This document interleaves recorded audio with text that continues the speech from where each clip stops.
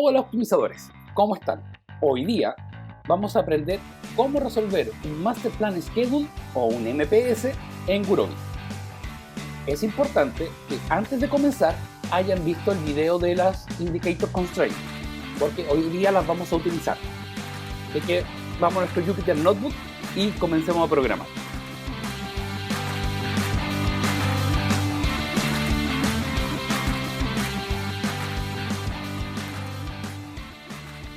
Ya estamos aquí en Gurobi nuevamente, en nuestro Jupyter Notebook, y lo que vamos a hacer ahora es resolver un Master Plan Schedule. Este modelo básicamente lo que busca es minimizar el costo total, que son dos variables. Una es el setup, que quiere decir cuando yo activo o no activo mi producción, si produzco o no produzco, y el costo de mantener inventario. Sabemos que la idea es balancear la producción y para eso vamos a decidir producir algunos días más cantidad de la que yo necesito precisamente para guardar inventario y en otro momento probablemente no producir. Y tenemos tres restricciones. La primera restricción es que lo que se produzca tiene que ser menor que alguna capacidad que tengamos.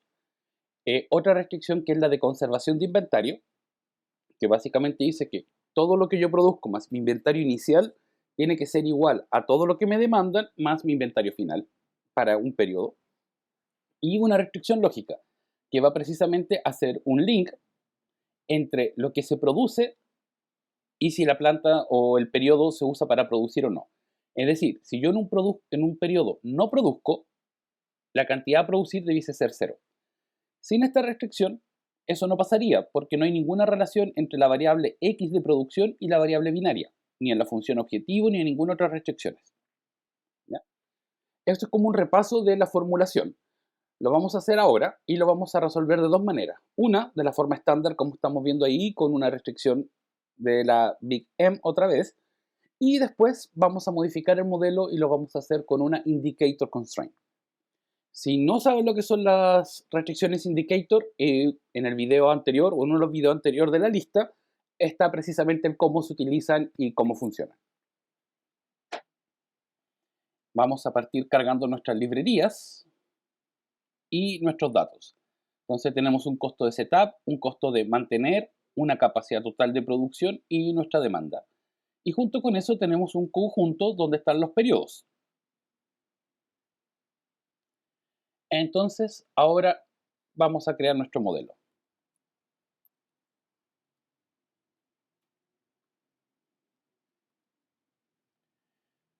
Vamos a crear la variable de decisión donde vamos a tener x, que va a ser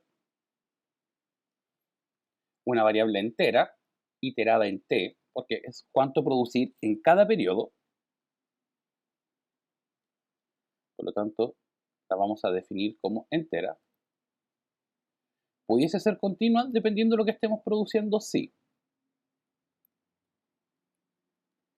Vamos a crear una variable binaria que también va a estar en cada uno de los periodos, que es si produzco o no produzco, pero la vamos a tener que definir como binaria. La vamos a llamar i. Y vamos a crear otra variable entera. Vamos a copiar mejor esta, que vamos a llamar i mayúscula para no tener problemas, que va a ser entera, y va a ser la cantidad de inventario a mantener al final del periodo. ¿Por qué importante? Cuando hicimos nuestro modelo inicial, ya la teníamos definida acá como una variable, pero por ejemplo, si ustedes estaban acostumbrados a hacer esto en Excel con el solver, uno en solver no necesita generar esa variable, pero en este caso, para resolverlo con Gurobi, sí es necesario generar esa variable de decisión. Ahora vamos a escribir nuestra función objetivo. Vamos a aprovechar de cuando hay función objetivo muy larga, este no es el caso, pero vamos a aprovechar de hacerlo así. Vamos a generar una variable que se llama setup, y aquí vamos a escribir cuál es el costo de setup. Entonces vamos a hacer un quick zoom. Para no perder de vista el modelo que estamos utilizando, debiese estar, y está apareciendo acá arriba, el modelo, entonces uno se puede ir guiando. Vamos a hacer un quick zoom. ¿De qué? De setup. Setup en este caso es el mismo para todos. va a ser un quick sub de setup por la variable binaria, no más, por, y eso es for i en periodos. Vamos a copiar esto y vamos a escribir acá holding. Está escrito exactamente igual, ya le vamos a poner una mayúscula, holding. Y aquí lo que vamos a escribir es precisamente cuál es el costo de holding. Es holding, costo de mantener, por qué variable, por la de inventario en el periodo. Así que usa exactamente la misma iteración. Y por lo tanto vamos a definir que z es igual a setup más holding. Y ahora vamos a crear nuestra función objetivo, model.setObjective. Y vamos aquí a minimizar z.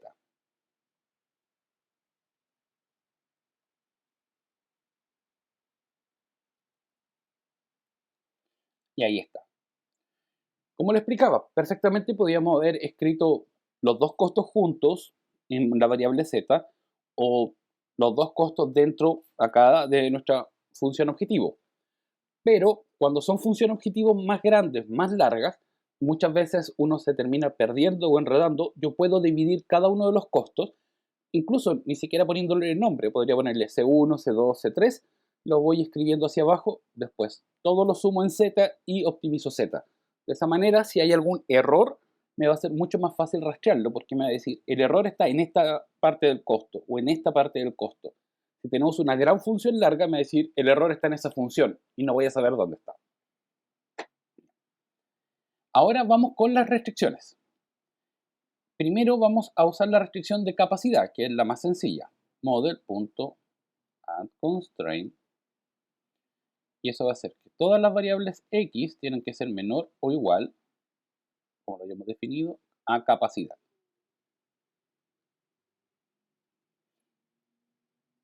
Y eso es for i en periodos. La restricción lógica dice que es model.addConstraint con s, de hecho acá también con eso si no se va a caer, y que dice, la variable x sub i menos m por la binaria i tiene que ser menor o igual que 0 por i int. ¿Ya? Entonces, cuando la variable binaria vale 1, este valor m es muy grande.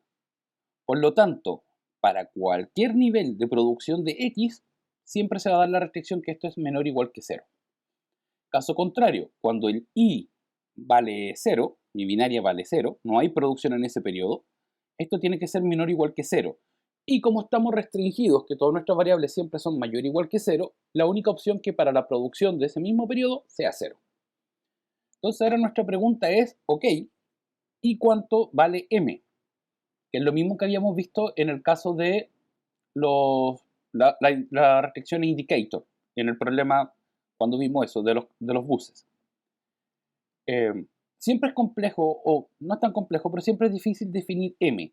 En este caso, para los MPS hay una regla bastante simple. Y vamos a ocupar la demanda.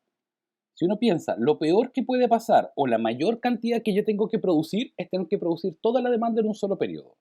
Por lo tanto, m va a ser igual a la suma de qué? De los valores de toda la demanda. Lo obtengo del diccionario, dvalues me da todos los valores, los transformo en una lista, porque acá van a estar en otro formato, los transformo en una lista y luego sumo toda esa lista. Y ahí yo tengo mi valor de m. Ahora vamos a escribir la restricción de inventario. Model add constraints. Vamos a decir x va a ser más el inventario inicial, que también está en el mismo periodo. Inventario inicial, por lo tanto, sería el inventario final del periodo anterior, menos la demanda de ese periodo, menos el inventario final de ese periodo, y eso tiene que ser igual a 0. ¿Ya? Pero acá nos damos cuenta de un problema. Cuando yo esté en el primer, bueno, de hecho, antes de eso vamos a poner for i int. Cuando el i sea el periodo 1, que es mi primer periodo, acá me va a estar pidiendo el inventario del periodo 0.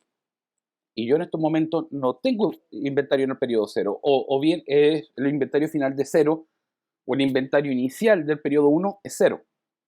Pero la variable inventario en el periodo 0 no existe. Entonces, ¿qué es lo que puedo hacer? ¿O qué es lo que tengo que hacer, de hecho? Pongo if i es diferente a 1. Es decir, esta restricción funciona para todos los casos menos cuando el i sea igual a 1. Porque en ese caso, esta función no existe, o ese valor no existe. ¿Qué es lo que hago? Agrego una restricción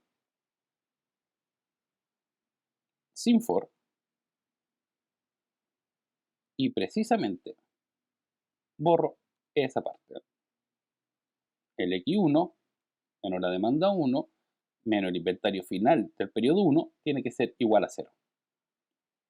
¿Ya? En el caso que hubiese un inventario inicial, yo perfectamente pudiese acá agregarle el inventario inicial. Por ejemplo, inventario inicial de 10 unidades, más 10 unidades. ¿Sí?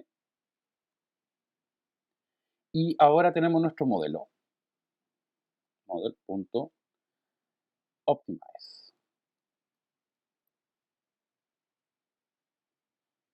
Perfecto. Ya tenemos la solución. Ahora, vamos a ver cómo se genera nuestro modelo, cómo fue escrito nuestro modelo, precisamente por esto del if. Model.display. ¿Ven? Tenemos todos los costos de setup por las variables binarias y todos los costos de mantener inventario por el inventario final que se mantiene en el periodo. Todas las restricciones de capacidad, que todos los X tienen que ser menor o igual que 500. Acá están todas nuestras restricciones de la M grande, donde la suma total de la demanda es 600. ¿Ya? Y aquí están nuestras restricciones de inventario, las vamos a marcar.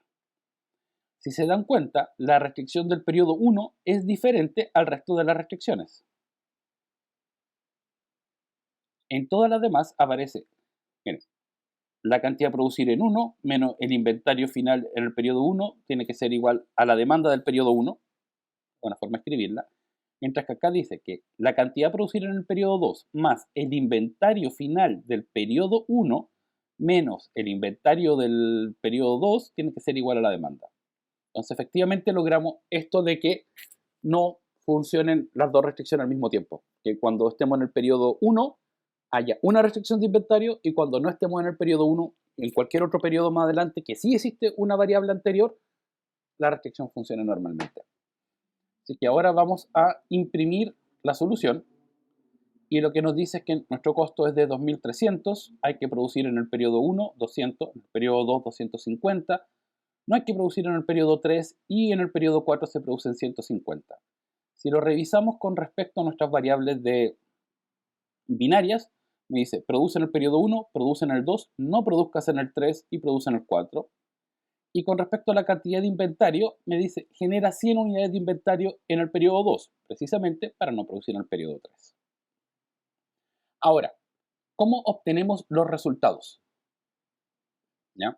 Porque acá tengo todos los resultados, pero puede que yo quiera ocupar o las demandas, o la cantidad de producción, o el inventario, quiero obtener estos resultados para poder trabajar con ellos. Eso es fácil. Vamos a obtener los dos resultados para después hacer un gráfico. Sobre la cantidad a producir, ¿qué es lo que vamos a generar?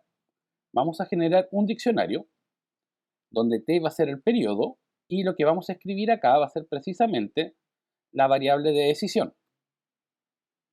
En ese mismo periodo, punto x por i int t.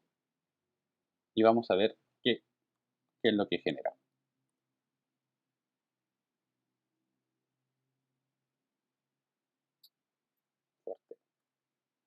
Ahí está. Entonces tengo un diccionario que dice en el periodo 1 produce 200, en el periodo 2 250, en el 3 0, en el 4 150. Ya obtuve mis resultados. Si quisiera hacerlo con el inventario, es exactamente lo mismo. Vamos a borrar esto. En vez de usar T, vamos a usar inventario y listo. Y aquí tengo los inventarios. Son 0 en todos los periodos, excepto en el periodo 2, que se mantiene un inventario de 100. Bastante fácil.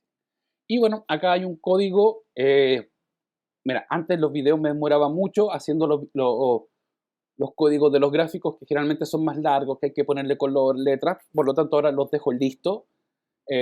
Si ustedes quieren ver, pueden pausar el video, copiar este código. Yo se los voy a explicar cómo está funcionando y qué es lo que estamos haciendo. Vamos a crear una variable x en mayúscula para que sea diferente a la anterior, que me va a dar el largo del eje x, es decir, 1, 2, 3, 4. Acá creé el objeto gráfico, hice un subplot y cargué dos gráficos. Uno donde estoy graficando los valores de la producción y otro donde estoy graficando los valores de, precisamente, el inventario, uno encima del otro. Y aparte de eso, estoy graficando precisamente la lista, la demanda, para poder ver cómo se iba moviendo la demanda. Entonces, en un solo gráfico voy a graficar estas tres variables. Lo que es la producción, lo que es el inventario y cómo era la demanda. Aparte de eso, le agregué una leyenda para saber que me grafique lo que es demanda, producción, inventario. Ahí se la agregué. Y ahora todo lo que hice fue precisamente ponerle los títulos. El título al gráfico, MPS, a las etiquetas. Y aquí lo que estoy haciendo es, con el text, es escribiendo los resultados. Entonces estoy leyendo, si se dan cuenta, precisamente, ¿dónde está? X e Y, estoy anotando qué periodo es. Y en este caso estoy anotando los valores de inventario. ¿Sí? Y ahora vamos a correr el gráfico. Y ahí lo tenemos. Entonces, ahí están los textos que estaba anotando. En el periodo 1 produzco 200, 0 de inventario. En el periodo 2 produzco 250, a pesar que la demanda es menor, aumento 100 en inventario. En el periodo 3 no produzco, no hay inventario, pero igual satisfago la demanda, que era de 100, porque ya tengo mis 100 producido anteriormente. Y en el periodo 4 produzco 150, que era la demanda, y no guardo inventario. Bueno, ya resolvimos nuestro modelo de MPS. Este es un modelo pequeño. Vamos a hacer algunas consideraciones en un minuto. Pero la pregunta es ahora, ok, ¿cómo lo resuelvo usando Indicator Constraint? Dijimos que el problema de la M es que yo necesito darle un valor y a veces pudiese ser la capacidad o pudiese ser la demanda. Hay a veces que alguna gente pone un número demasiado grande, no sé, 6 o 9 nueves. Obviamente poner un número tan grande no es bueno, precisamente porque como vamos a un problema mixto, tenemos que usar programación entera, va a hacer que el branch and bound se demore mucho más y la convergencia o el best bound no sea tan bueno. Entonces vamos a aplicar las indicator constraints ahora. Vamos a volver al problema original y vamos a aplicar la indicator constraint en esta parte. ¿Cómo se hace eso? Como vimos en el video anterior, add constraint, paréntesis. Si la variable binaria i es igual a 0, ¿ok? Entonces, la variable entera o continua de producción tiene que ser igual a 0. Y eso es para todo i en t. Que vamos a comentar esto. Y vamos a volver a correr el modelo. Repetimos. Si la variable binaria vale 0 para un periodo determinado, entonces la producción para ese mismo periodo tiene que ser 0 también. Que es básicamente lo que estamos haciendo acá. Si la binaria no vale 0, es decir, vale 1, vale lo que sea, este valor no se va a tener que hacer 0 y va a estar restringido solamente por su restricción de capacidad. Aquí vamos a correr todo desde el principio.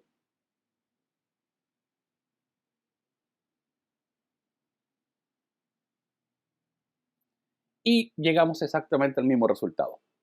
¿Vale? Entonces, efectivamente, el usar la indicator constraint, ¿en qué nos ayuda? Obviamente, es mucho más rápido escribirlo de esta manera que hacer los dos códigos y definir un valor de m, que a veces m tiene que ser diferente para cada periodo, y tengo que saber cómo definir m, porque ya vimos en el video anterior que dependiendo del valor m puedo hacer que el problema sea infactible o no. Por ejemplo, si yo acá hubiese usado un m de menor que la capacidad, ¿ya? O por ejemplo un M de 100 o un M de 10, este problema nunca hubiese sido factible, ¿ya? Ese es un punto. Lo otro que obviamente me permite escribir las restricciones de una manera mucho más lógica también. Cuando yo modelo, es mucho más lógico hacer esta forma indicator de si esta variable tiene tal valor con esta otra variable o esta restricción se debe cumplir.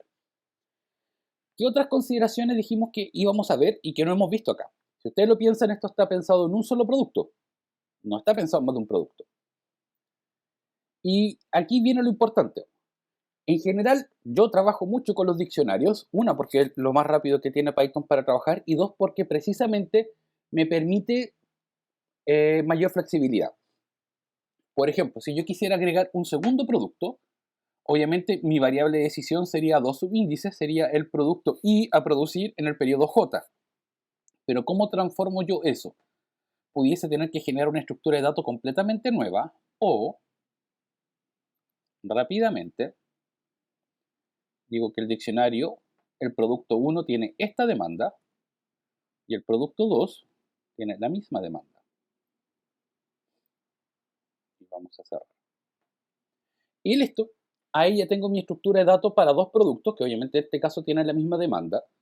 Y con esta pequeña modificación, yo tendría que, obviamente acá no puedo hacerlo en periodos, tengo que hacerlo en producto y periodos, tengo que modificar ese arco.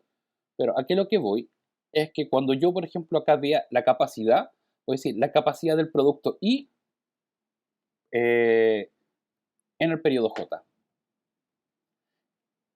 Cuando tome la demanda, por ejemplo, acá voy a tomar la demanda del periodo I en el periodo J. O sea, la demanda del producto I en el periodo J. Va a ser así de rápido de funcionar. O puedo, demanda del producto I en el periodo J, porque son dos diccionarios. Entonces no voy a tener que cambiar en gran manera mi modelo, y por un lado, y por otro va a ser muy similar a como yo lo estoy modelando. Entonces los diccionarios me dan esa alternativa de ser muy rápido, muy fácil. Porque si es que tuviésemos distintos, por ejemplo, demanda del producto 1, demanda del producto 2, yo tendría que acá estar viendo cuál de las dos variables estoy utilizando. ¿Se entiende? Es decir, si tengo dos diccionarios diferentes, tendría que poner un if y si es el producto 1 ocupa el diccionario que dice demanda 1, si es producto 2 ocupa el diccionario que es demanda 2, mientras que usando los diccionarios y cambiándolo de esta forma, así de simple, yo no necesito hacer ninguna gran modificación en mi modelo. Lo mismo si las capacidades fueran distintas o los costos de setup o de holding fueran distintos para los distintos productos, simplemente creo un diccionario para el producto 1, donde están los valores que necesito, para el producto 2, los valores que necesito, y aquí perfectamente pudiesen ser tuplas, listas o diccionarios. Siempre recomendado usar diccionarios dentro de los diccionarios porque son más fáciles de acceder. Así que ahora sí, esto es todo. Espero que les haya servido, que les gusten. Si tienen alguna consulta o comentario, me lo dejan abajo en los comentarios. Y recuerden, darle like al video, compartirlo con sus amigos, colegas, suscribirse al canal para más videos. Hay varios proyectos interesantes que se vienen dentro de los próximos meses. Y nos vemos en la próxima. Que estén muy bien.